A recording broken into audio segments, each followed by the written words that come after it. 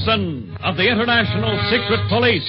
Ceiling zero, ceiling zero, ceiling zero, ceiling zero, ceiling zero.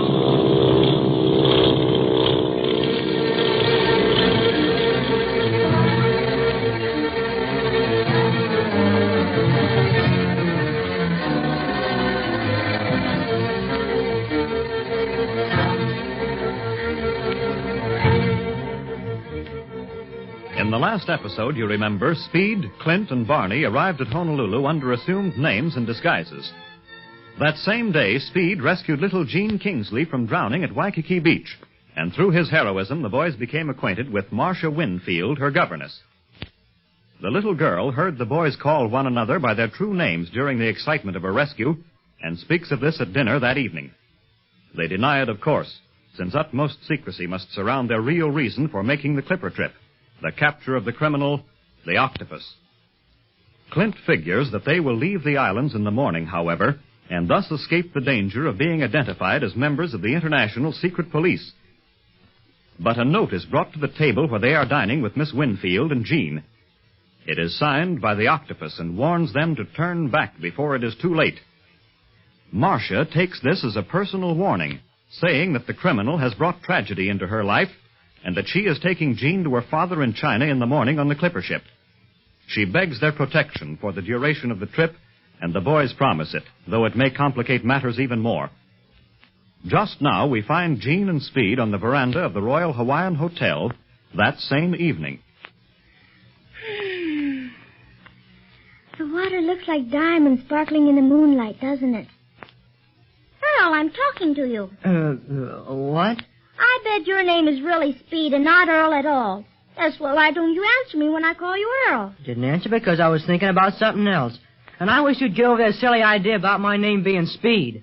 It's Earl. Earl Fletcher. All right. But I like Speed better than I do Earl. You do, huh? But Earl's still my name. Uh-huh.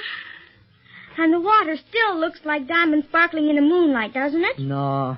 Just looks like a lot of water to me. Speaking of diamonds, is that Diamond Head Rock over there? Yes. Why, you haven't got your glasses on now. And still you can see as good as anything. Why do you wear glasses if you don't need them? But I can't see. I do need them. I could just make out a big black mass against the skyline over there. Well, that's why I had to ask you if it was Diamond Head. You're always explaining things. It's very mysterious. Nothing mysterious about it. You just have to have things explained to you. Nothing but mysterious things. But I like mysteries. That's why I like you and Mr. Dorsey. I think he's wonderful. Say, Claire, Monsieur Dorsey is wonderful. He's sure been a pal to me. Taught me everything I know. Of course. He's your tutor, isn't he? Well, sure. You see, it's... here they are. Enjoying the beautiful tropical night? Oh, Monsieur Dorsey. Boy, am I glad to see you. Oh, Earl, that is not very flattering to your little companion. Oh, she's all right. But she has so many questions. And he has such a hard time answering them. I can readily understand that. Jean can ask more difficult questions than anyone I know. They weren't either difficult, Marcia. Just why Earl wears glasses when he doesn't have to, and why he doesn't answer when I call him Earl, and why... Oh, Mr. Fletcher, what's the matter? Here, Papa, I'll pat you on the back. Get away. Your pats are worse than my strangling. Are you all right now, Mr. Fletcher? Not quite, honey. The only thing that can cure one of my coughing spells is a long walk. Come on, boys. I think we'd better take that walk right now. Good night. Good night. Oh, we'll see you in the morning. Yes, indeed. Yes, indeed. Come along, Earl.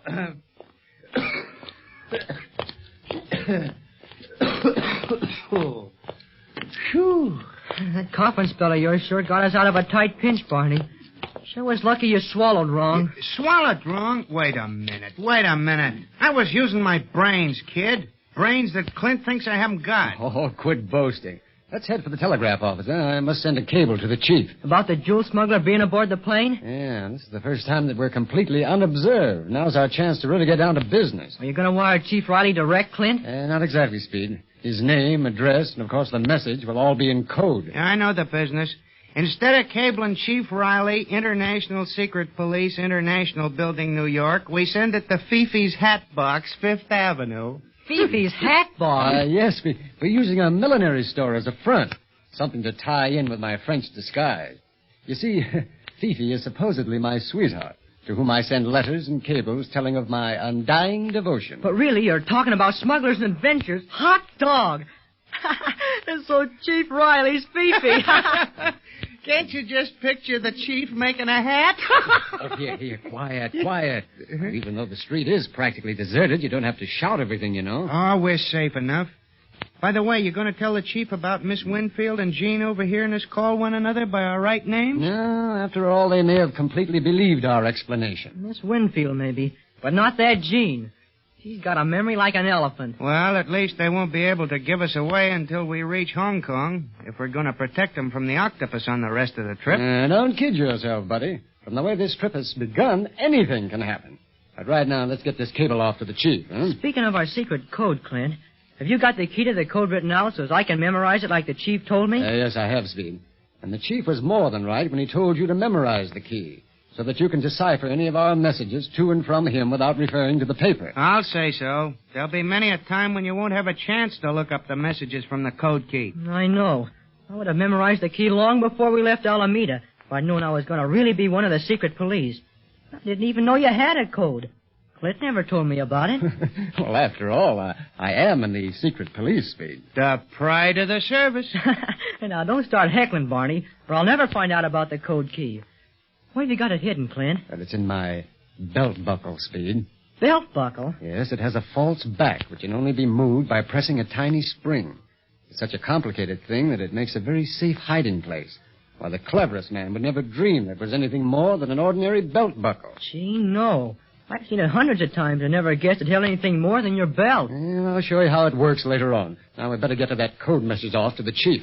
And after that? And we'll go back to the hotel and get some sleep. I don't know how you all feel, but I need plenty of shut-eye. Me too. Oh, we'll sleep if Barney doesn't keep us awake with his snoring. Me snore? What's the idea of always blaming me for such things? I never snored in my life. Snore that. I ought to know.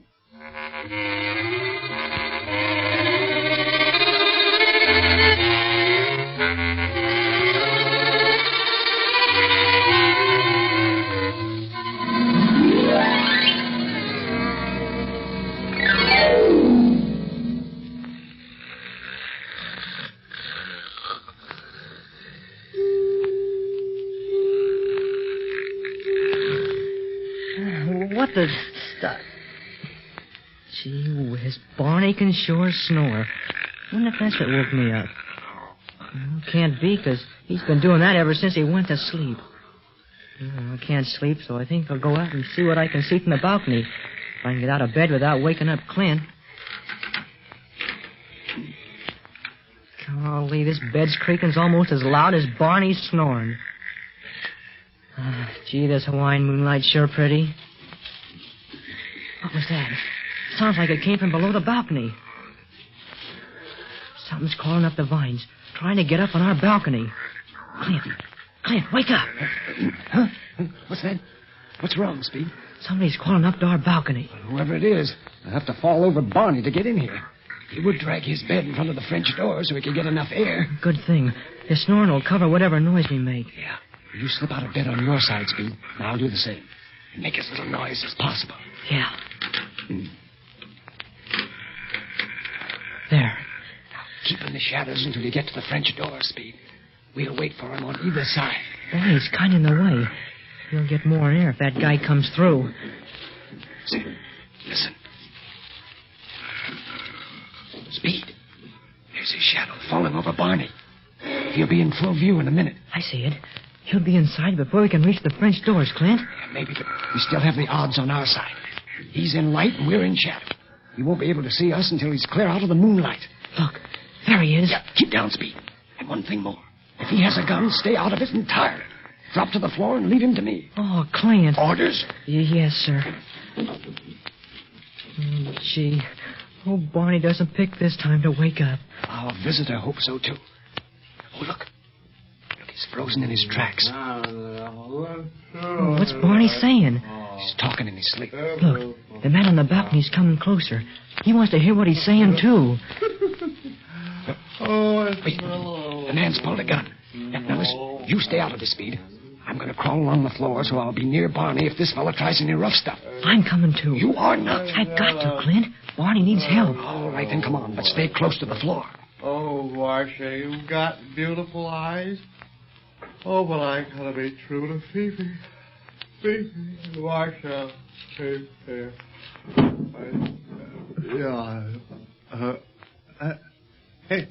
Hey, what? Who are you? Help! Help, police! Keep down. Hey. He's got a gun. Come on, get up. I got him by the leg, Monsieur Dorsey. Help! Get off my neck! Help! Police! Hey, look out, the gun. Clint! Where are you? Get him! Grab him! Speed, get out of the way. Get out, I say. I got him. Here, I got him. Grab him, Barney. Turn on the lights. Barney, turn on the lights. Look out, he broke loose. I can't find him. I can't find the lights. Where are they? Hey, look out. The gun. Oh. You hear the lights? I got him. Gee, Clint, it's a Jew smuggler on the plane.